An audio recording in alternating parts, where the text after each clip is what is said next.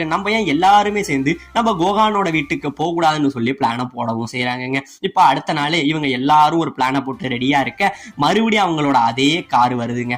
அந்த கார் வர இப்ப இவங்க எல்லாரும் சுத்தி பிளானை எக்ஸிக்யூட் பண்றாங்க. அதாவது சுத்தி உள்ள குழந்தைங்க எல்லாரும் உள்ளே இருந்து கல்ல வீசி பயங்கரமா அடிக்க ஆரம்பிக்க நம்ம பிகரோ என்ன பண்றான், இங்க இருந்து பின்பக்கமா வந்து உள்ள அந்த லேடியை அழகா வெளியில தள்ளி விட்டு அந்த காரை எடுத்துறாங்க.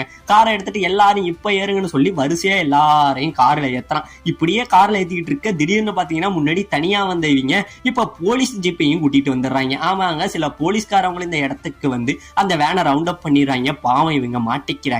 முடிஞ்ச வரையும் தப்பிக்கிறதுக்காக கையை கடிச்சுக்கிட்டு சுட்டித்தனம் பண்ணி என்னென்னமோ தப்பிச்சு ஓட சில பேர் பாத்துக்கிட்டு இருந்தாலும் இன்னும் முக்காவாசி இவங்களால தப்பிக்க முடியலங்க. ஒரு இடத்துல மாட்டிக்கிறாங்க. இந்த பக்கம் நம்ம சீக்கோவை ஒருத்தன் புடிச்சுக்கிட்டு இருக்க நம்ம கோகான் கட்டுப்பு வந்து இங்கே இருந்து அவனை அடிச்சு பறக்க வர்றாங்க.